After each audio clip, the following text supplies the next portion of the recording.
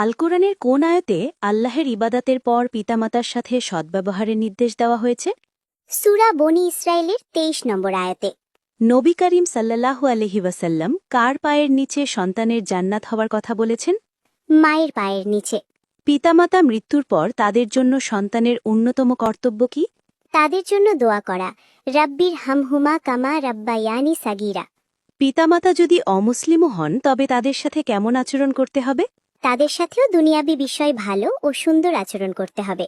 পিতামাতা যদি কোনো গুনাহের কাজ করতে বলেন তখন সন্তান কি করবে? তাদের অমান্য করবে, কিন্তু তাদের সাথে আদব ও সদ্ব্যবহার বজায় রাখবে, কারণ স্রষ্টার অবাধ্যতায় সৃষ্টির আনুগত্য নেই।